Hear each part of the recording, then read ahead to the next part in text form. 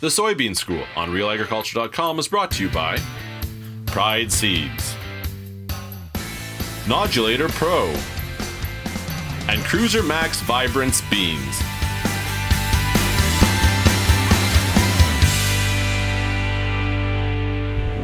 Bernard Tobin here on the Soybean School, joined by Albert Tenuta, OMAFRA's plant pathologist. Hey, thanks for taking the time. Hey, no worries. Always appreciate it. Always fun, and at least we're not getting wet right now. Well, not right now. Let's wait a minute though. Hey, you got called to this field some time ago about some concerns on soybean cyst nematodes, and you're seeing something here that kind of alarms you. Yes.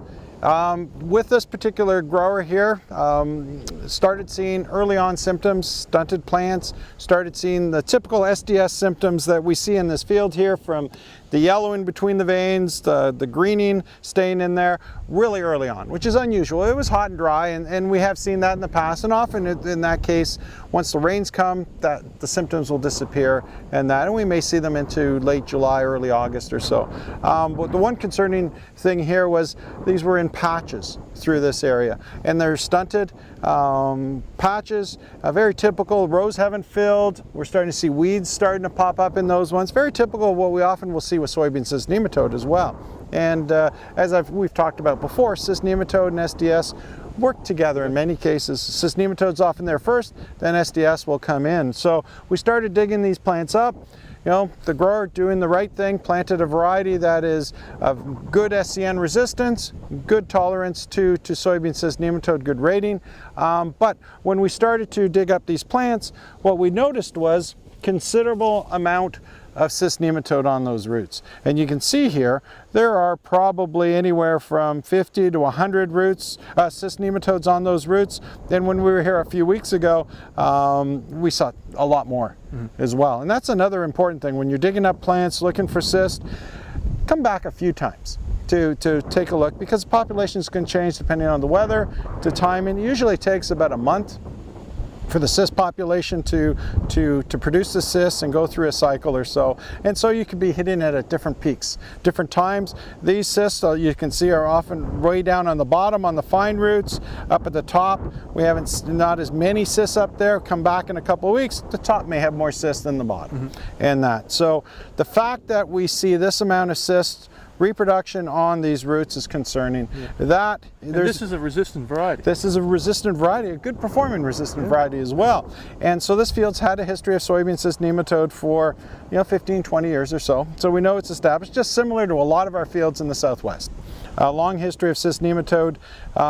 And so what we've noticed, particularly in the US, what they've seen is a lot of the varieties that have that 8.8, 7.88 source of resistant, a lot of the cyst nematode field populations, those SCN types in those fields can reproduce on that resistant variety.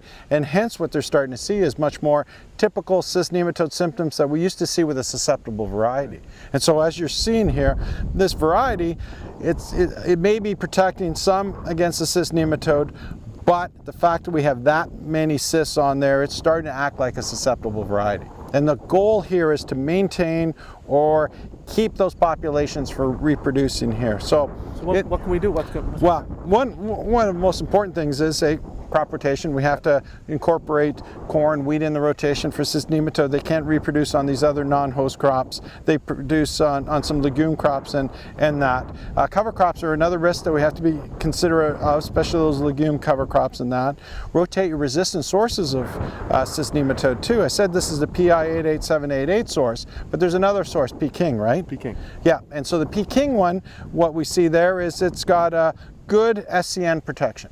Limits reproduction on there, so by rotating the two different sources of resistance every time you put soybeans in, so if he's got 88788 here, Peking would be the logical choice in the next time through here on soybeans. Then that can keep those populations from building up higher and higher. We also have some UC treatment nematicides available too that can help. They're not going to eliminate them. They might help suppress or slow down some of that reproduction as well.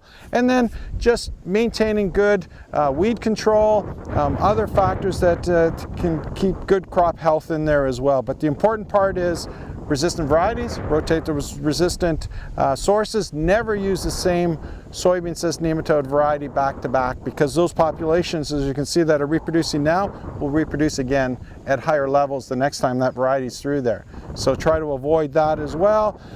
Scouting, we didn't mention that. That's another one. Finding out what your cyst nematode populations are and tracking those every 4 or 6 years through your rotation. So see what your populations, if they're increasing, decreasing, and then just get out there. This is a beautiful friend. We often forget about shovels or even just walking the fields anymore. And that is something to consider. Dig up those plants, look at the roots. They never lie. They tell us whether it's working or not. But you got to dig them out, and you got to have a look. You do, definitely, absolutely. Albert, thank you so much. Hey. Great insights as usual. Always appreciate it. Thank you so much.